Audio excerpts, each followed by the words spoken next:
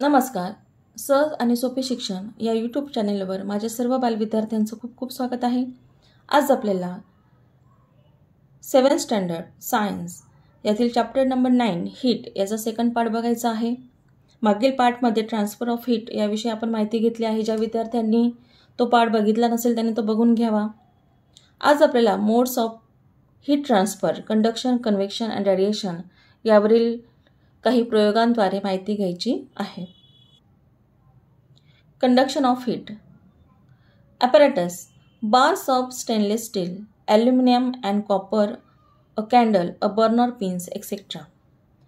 Apparatus म्हणजे साहित्य. Stainless steel त्याच्याऐवजी आपण लोखंड पण वापरू शकतो. ॲल्युमिनियम, तांबे आणि याच्या पट्ट्या, मेणबत्ती, बर्नर आणि पिन्स म्हणजे टाचण्या इत्यादी साहित्य आपल्याला घ्यायचं आहे. प्रोसिजर, कृती. टेक अ स्टेनलेस स्टील और iron, copper and aluminium bars. मग हे 3 रॉड आपल्याला घ्यायचे आहे. Apply wax spot with the help of candle at a distance of 2 centimetre from each other on all the 3 bars. मग ह्या तिघही बारवर 2 सेंटीमीटरच्या अंतरावर मेणबत्तीचे ठिपके आपल्याला द्यायचे आहे. आणि त्या ठिपक्यांना बघा, stick a pin in each of this spot so that it is upright.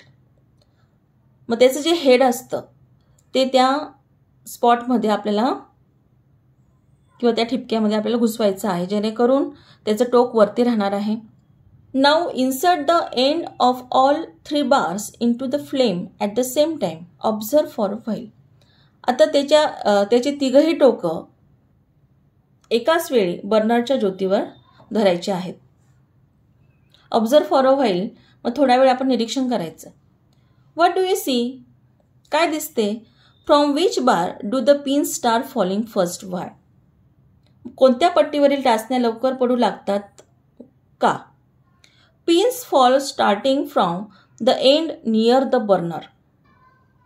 टाचण्या बर्नरच्या ज्योतीच्या बाजूकडून पडतात. It means that transfer of heat take place from the hot end of the bar to the cold end. मग याचाच अर्थ उष्णतेचे वहन पट्टीच्या उष्ण टोकाकडून थंड टोकाकडे होते. This transfer of heat from the hot part of an object to the cold part is called conduction of heat. मग ही कंडक्शन ऑफ हीटची डेफिनेशन लक्षात घ्यायची आहे.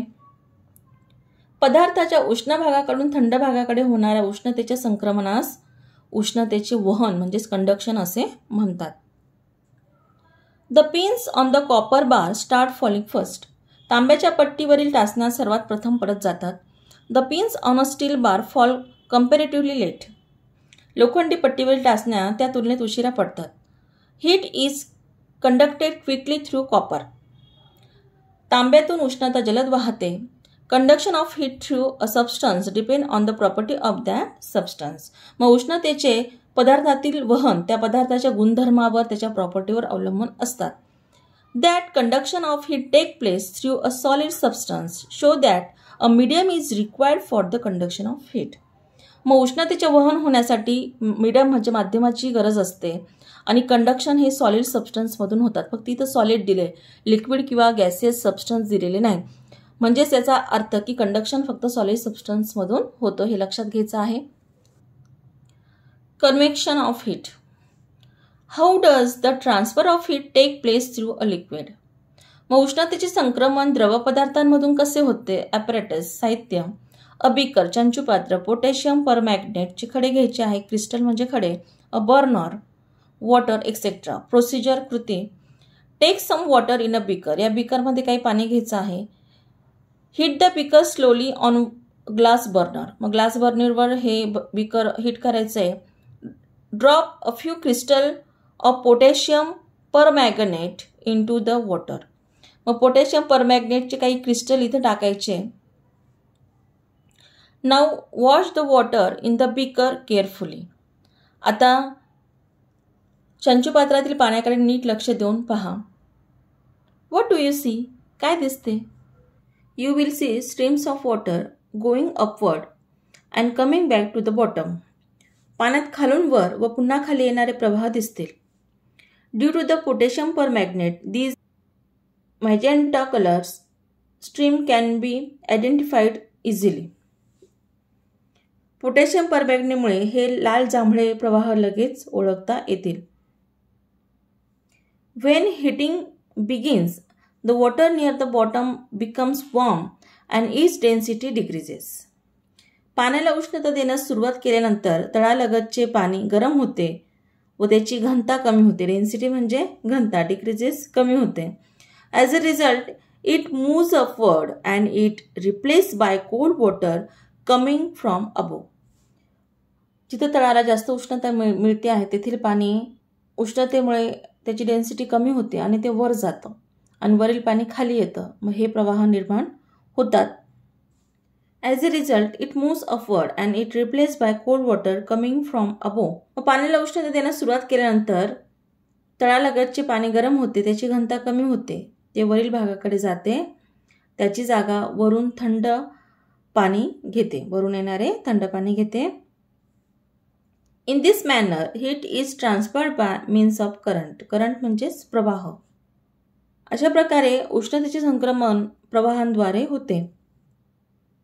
Heat is transferred by means of current called convection current. This process is called convection of heat.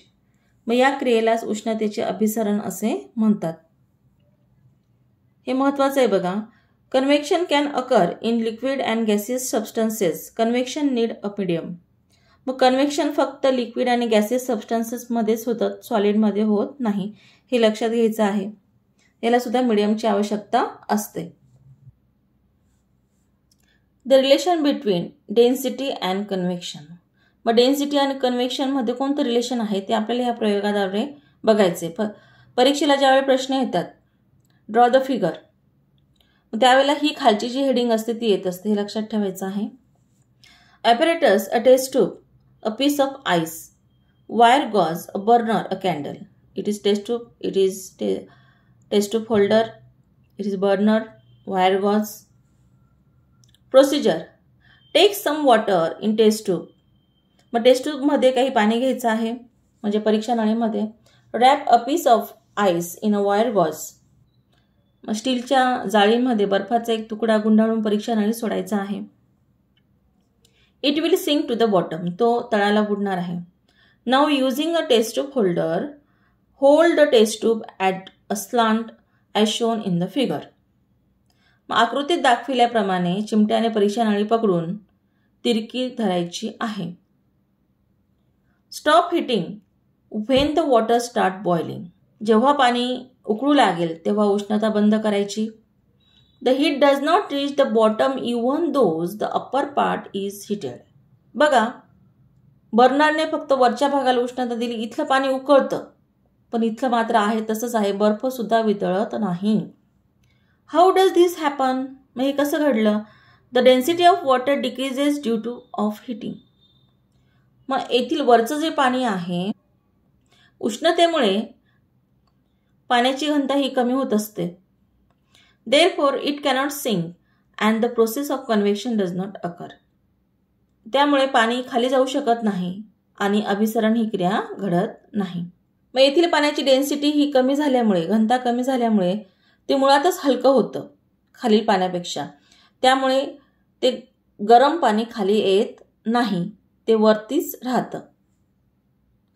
Third mode of heat transfer radiation. Procedure: light a candle and stand it upright. एक मेणबत्ती पेटवून ती उभी धरायची आहे.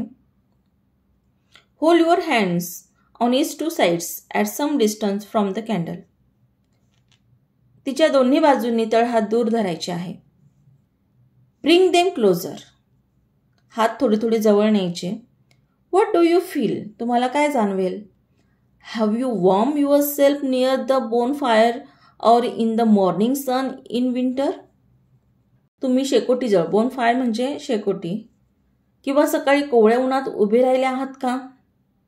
The sun is millions of kilometres away from us.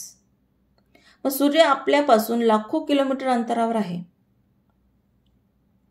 There is no air between the sun and the earth and earth atmosphere is only the thin layer of air closer to the earth. सूर्य आणि पृथ्वी या दरम्यान हवाही नाही. हवेचा थर फक्त पृथ्वीच्या लगत आहे. Then how does the heat of the sun reaches? मग ही उष्णता आपल्यापर्यंत कशी पोचते? This heat is transferred in absence of any medium. मग ही जी काही उष्णता आहे कोणत्याही माध्यमाशिवाय ट्रान्सफर झाली, तिचं वहन झालेलं आहे. The transfer of heat that take place in this way without a medium is called radiation. मग कोणतेही माध्यम नसताना ही उष्णता संक्रमित झाली आहे.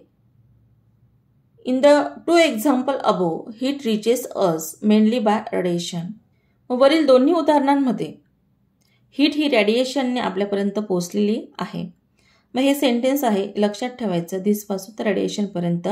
दिस heat is transferred in absence of any medium. The transfer of heat take place in this way without a medium. It is called radiation. ही डेफिनेशन लक्षात घ्यायची आहे रेडिएशनची, की रेडिएशनला कोणत्याही माध्यमाची गरज नसते. माध्यमाशिवाय जे उष्णतेचं वहन होतं त्यालाच रेडिएशन म्हणजे प्रारण असं म्हटलं जातं. आज आपण मोड्स ऑफ हीट ट्रान्सफर याचे तिन्ही प्रकार बघितले. पुढील भागामध्ये आपण good and bad conductor of heat याविषयी माहिती घेणार आहोत. ज्या विद्यार्थ्यांनी पहिला भाग बघितला नसेल त्यांनी तो बघून घ्यावा. अजूनही ज्या विद्यार्थ्यांनी माझ्या या चॅनलला सबस्क्राईब केलं नसेल त्यांनी कृपया सबस्क्राईब करा, लाईक करा, शेअर करा, कमेंट्स करा. सर्वात महत्त्वाचे म्हणजे बेल आयकॉन दाबा, जेणेकरून माझे नवनवीन व्हिडिओ तुम्हाला बघायला मिळतील. आपण हा व्हिडिओ बघितल्याबद्दल खूप खूप धन्यवाद.